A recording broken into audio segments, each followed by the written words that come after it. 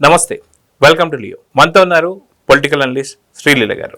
నమస్తే అండి. నమస్తే అండి. చంద్రబాబు నాయుడు గారు అత్యవసర సమావేశం పెట్టి మరి నిన్న ఒక మీటింగ్ పెట్టడం జరిగింది. దాంట్లో జగన్మోహన్ రెడ్డి గారు చేస్తున్నటువంటి ఒక అరాచకాలు, అవినీతి, అంటే వాళ్ళు ఓడిపోయిన తర్వాత కూడా, కూటమి ప్రభుత్వం వచ్చిన తర్వాత కూడా ఇంకా ప్రభుత్వం పైన బురద జల్లే వ్యాఖ్యలు ఏవైతే ఉన్నాయో వాటిపైన చాలా ఘాటుగా స్పందించారని చెప్పుకోవాలి.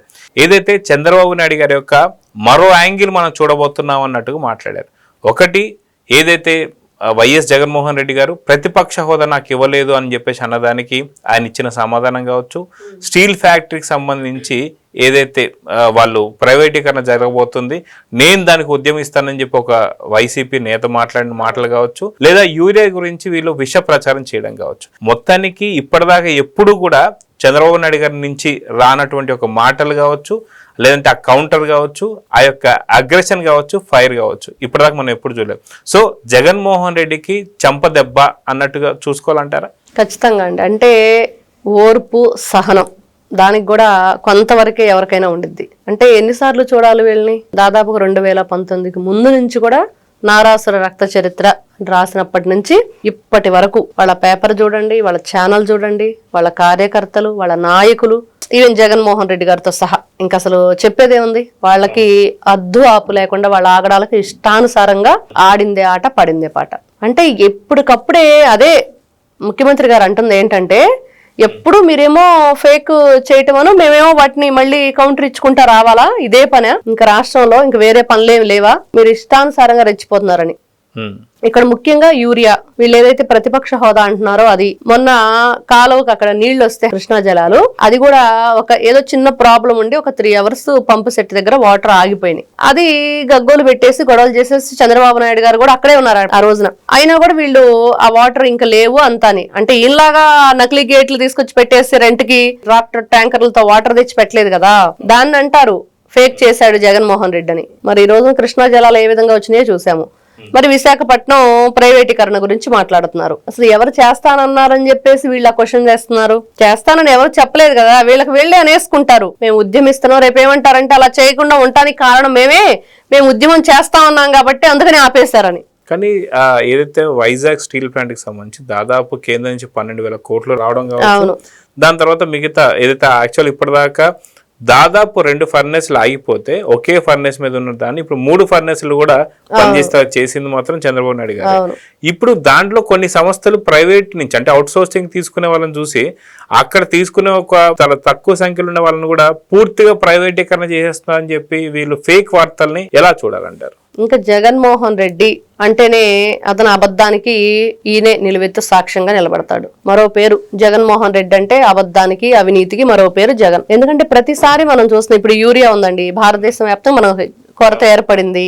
కానీ అన్ని రాష్ట్రాల కంటే కూడా ముందు ఆంధ్ర రాష్ట్రానికి 1 week ముందే దాదాపుగా 95,000 టన్నులు తెప్పించారు. మరి దానికి సంబంధించి అక్కడ కొంతమంది వ్యక్తులు వాళ్ళ పేర్లు కూడా ఈ రోజున నారా చంద్రబాబు నాయుడు గారు చదవటం, ఎవరో వెంకటేశ్వరరావు అని, ఈశ్వరరావు అని, వాసు అని, రామ్మూర్తి అని వీళ్ళ పేర్లని చదివారు. అంటే వీళ్ళు ఆ లారీలను అడ్డుకొని పక్కదారి మళ్లించే ప్రయత్నం చేస్తూ దొరికిపోయారు.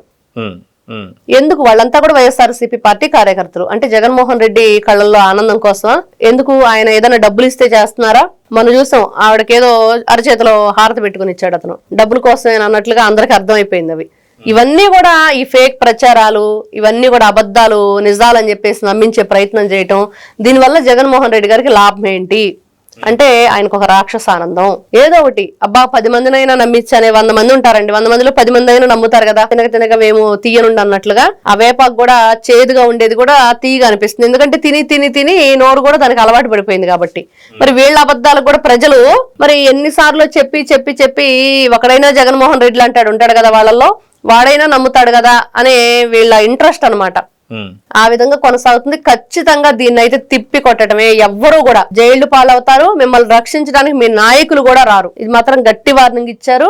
నిజంగా ఈ విషయం ప్రతిసారి మనం నారా చంద్రబాబు నాయుడు గారి మీటింగ్ వింటూ ఉంటాం, ఆయన మాటలు వింటూ ఉంటాం, కానీ ఎప్పుడు చాలా శాంతంగా సాఫ్ట్ గా వెళుతూ ఉంటారు.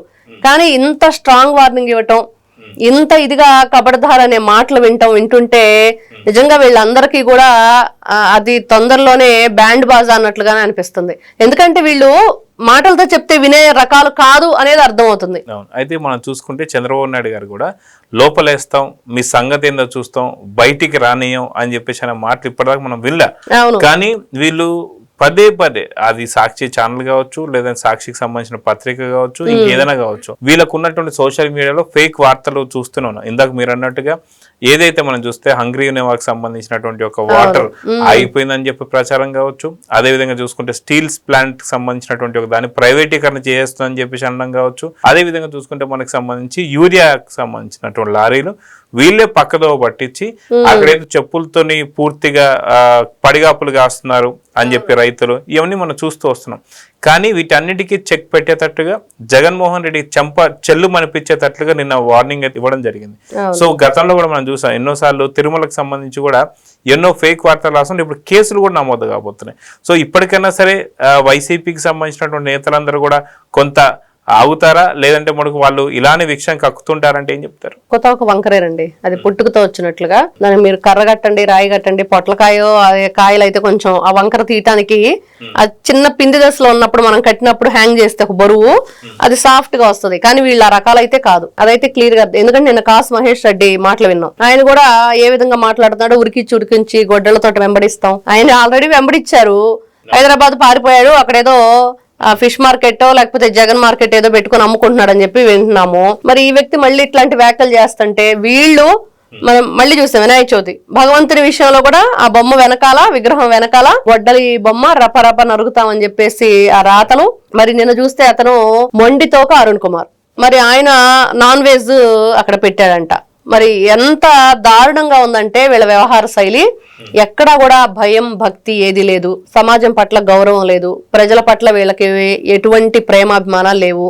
కేవలం వాళ్ళు రాజకీయంగా అవతల వ్యక్తి మీద రాజకీయ పరంగా మాట్లాడటానికి ఎటువంటి వాళ్ళకి అంటే నాలెడ్జే లేదు. కాబట్టి ఇంకేం చేస్తారు, ఏం చేయాలో అర్థం కాక ఇలాంటివన్నీ కూడా ఈ ఫేక్ వ్యవహారం అంతా నడిపించుకుంటూ, పేటీఎం బ్యాచ్ నడిపించుకుంటూ జగన్మోహన్ రెడ్డి పార్టీని ముందుకు తీసుకెళ్లాలని చూస్తున్నారు. కానీ అది ముందుకు వెళ్లే ప్రసక్తే ఉండదు. మరి ప్రతిసారి చంద్రబాబు నాయుడు గారు చెప్తుంటారు కానీ సరే పోనీలే వాళ్ళ పాపను వాళ్ళే పోతారని చెప్పి ఇప్పటిదాకా వదిలేస్తూ ఉండడం మనం చూస్తూ వస్తాం. సో ఈసారి కూడా అదే జరగబోతుందా, లేదా ఖచ్చితంగా చంద్రబాబు నాయుడు గారి యొక్క మరో రూపాన్ని చూడబోతున్నామా, ఉగ్ర రూపాన్ని చూడబోతున్నామా అంటే ఏమంటారు? ఖచ్చితంగా ఉగ్ర రూపం చూడబోతున్నామని అనిపిస్తుంది. ఎందుకంటే నిన్న ఆయన మాట్లాడిన మాటలైతే స్ట్రాంగ్ వార్నింగే, గట్టిగా ఇంక ఉపేక్షించేది లేదు. ఎందుకంటే ప్రతిసారి దేనికైనా సహనానికైనా ఒక హద్దు ఉంటుంది. అది అధిగమించారంటే ఎవరినైనా సరే కోపం వచ్చినప్పుడు గట్టిగా వార్నింగ్ ఇచ్చొస్తారు. వినకపోతే కేసులు పెట్టించుకోవాలి వాళ్ళు, తప్పదు. ఎందుకంటే వాళ్ళ ప్రవర్తన అలా ఉంటుంది. అంటే వీళ్ళేం చేస్తారు, కేసులు పెట్టిన తర్వాత ఇదిగో మేము క్వశ్చన్ చేసాము అందుకనే కేసు పెట్టారు, అబద్ధం ఆడామని మాత్రం ఒప్పుకోరు. వీళ్ళు నీ బ్రతుకంతా ఇంతేనా, నువ్వు ఇలానే బ్రతుకుతావా, మరి నీ బ్రతుకు ఎప్పుడు కూడా ఒక చచ్చి అనిపించుకోవడమే కానీ మంచి అనేది లేదా అన్నట్లుగా ఈ రోజున వీళ్ళ వ్యవహార శైలి నడుస్తుంది. ఖచ్చితంగా కుక్క కాటుకి చెప్పు దెబ్బ, కుక్కతో ఒక వంకరగానే ఉండిద్దా లేకపోతే చెప్పు దెబ్బతోటి సరి చేసుకుంటారా అనేది మనం చూడాలి వీళ్ళ వ్యవహారం. సో చూద్దాం. ఖచ్చితంగా ఇప్పుడు జరగబోతున్నటువంటి ఒక కేబినెట్ మీటింగ్ లో కూడా ఖచ్చితంగా ఒక 30 అంశాలు తీసుకున్నట్టుగా ఖచ్చితంగా ఇవి కూడా చేర్చినట్టుగా అయితే తెలుస్తుంది. సో చూద్దాం జరగబోతుందో. నమస్తే. నమస్తే.